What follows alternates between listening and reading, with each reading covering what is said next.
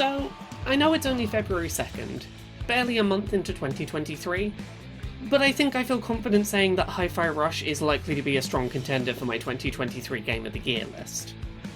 As premature as that kind of praise may sound, I want to actually go a step further.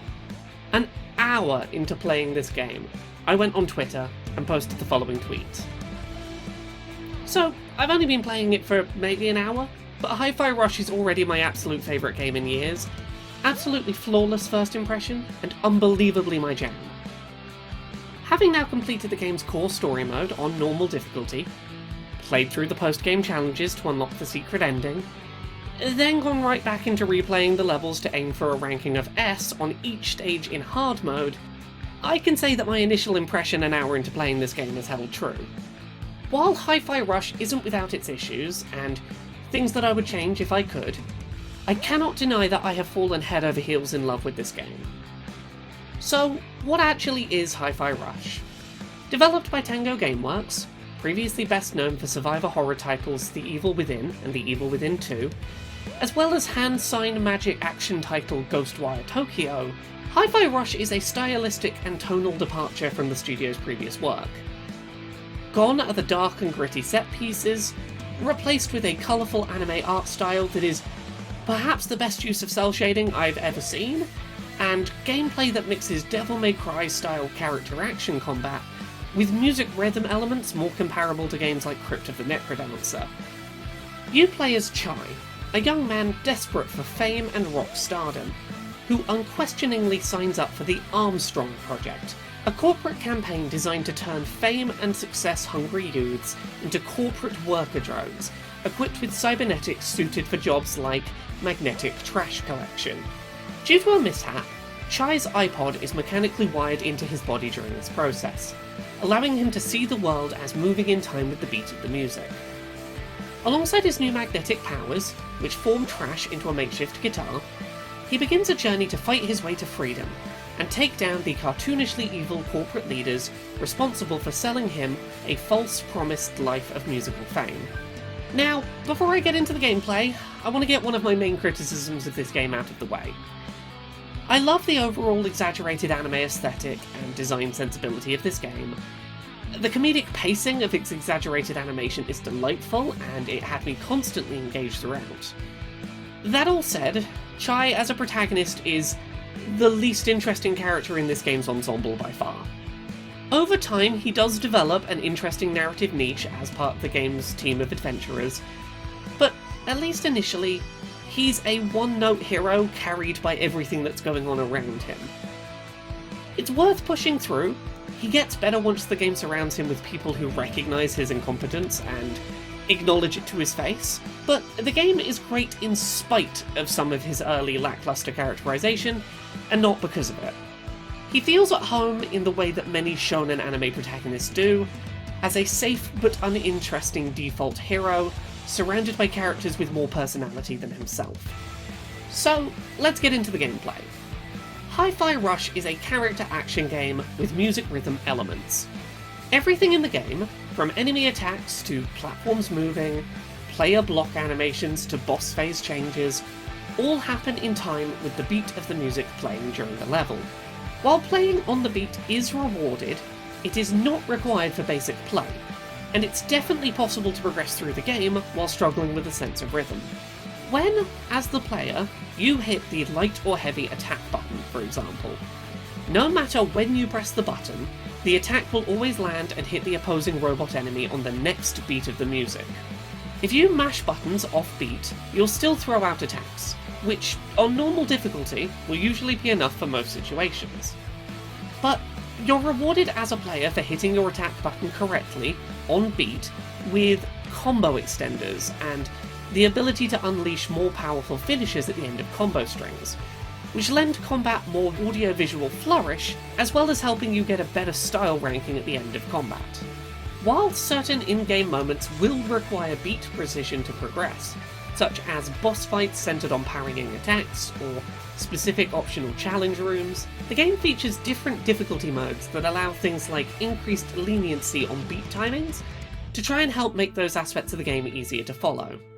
For players who, like myself, sometimes struggle to clearly follow a beat in amongst multiple layers of sound, Hi-Fi Rush goes out of its way to inundate the player with visual cues to help them keep track of the beat.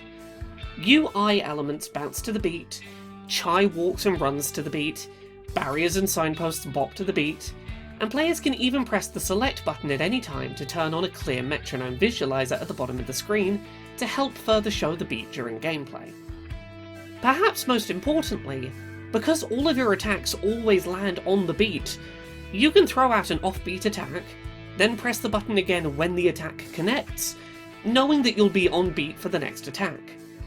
Previous attacks show you the timing to keep the combo going. That said, one criticism that doesn't apply to my own experience with the game, but did impact playability for a friend of mine, is visual overstimulation when it comes to these beat cues.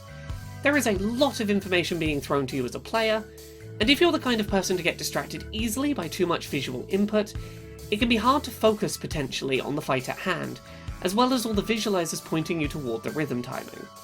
While the rhythm elements of this game are certainly one of the main ways that Hi-Fi Rush differentiates itself from other character action titles, I want to emphasize that Tango Gameworks have done a really impressive job of making sure the core action gameplay is of a high quality with a decent skill ceiling to work toward. As a player, you start with access to basically just a light attack, heavy attack, jump, and dash.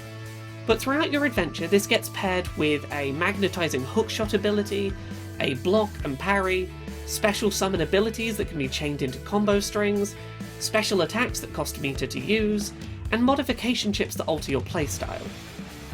All of these elements are introduced slowly, over time, alongside adding new combos that can be purchased with in-game currency, gradually building into a fluid system that really rewards time invested with increased combo complexity.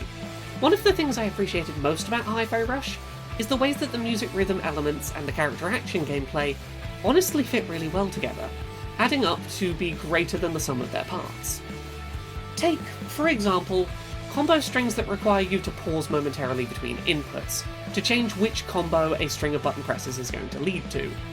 In a Devil May Cry or Bayonetta title, for example, as a player, you have to feel out how long that pause is meant to be, with no clear indicator to tell you the timing, making those combos inconsistent to perform if you struggle with timing like I do.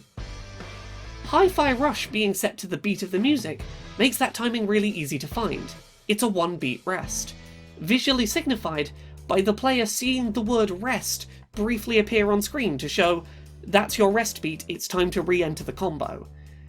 As a result, I used these rest combos a lot more readily in Hi-Fi Rush than I usually would in this style of game.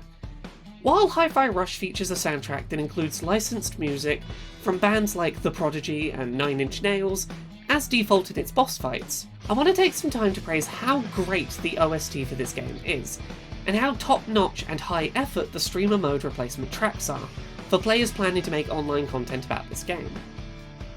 I played my first full playthrough of the game entirely in streamer mode, and never felt like I was missing out compared to those with licensed music playing in those moments. In fact, having now played through some of the boss fights with their licensed tracks, I honestly prefer some of the original music in places. Hi-Fi Rush isn't a perfect video game, and it's not going to be for everyone. I love its full commitment to exaggerated anime nonsense. I'm autistic, and I've always appreciated media that commits to exaggeration in its narrative portrayals, but it bears repeating that you play through this game as the least interesting or unique character in the overall roster.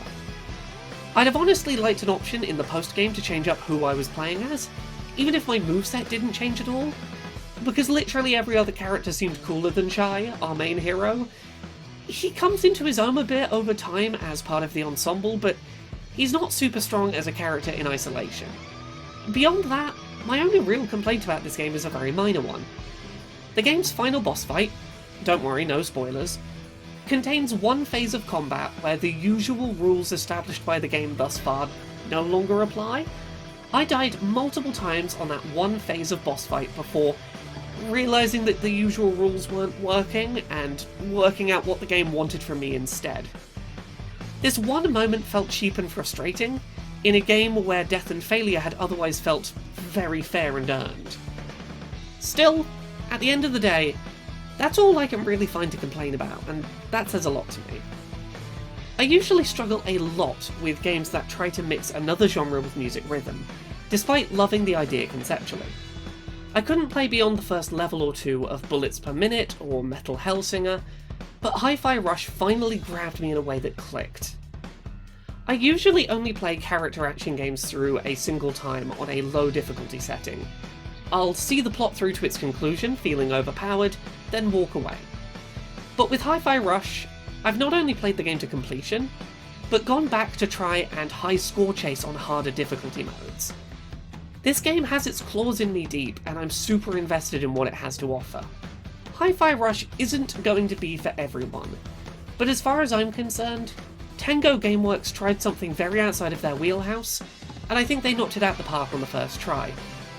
Visually, musically, and in terms of gameplay, I can't get enough. This is going in my gaming collection alongside games like Sayonara Wild Hearts and No Straight Roads that really capture what I love about mixing music and gameplay together, and I'm really glad this game exists and can join that collection that is definitely a genre I really love, even if I can't necessarily quantify exactly what fits in there sometimes. But yeah, seriously, developers, please just offer me the ability to play as like Peppermint or Macaron or Cinnamon, or anyone in the cast who isn't Chai.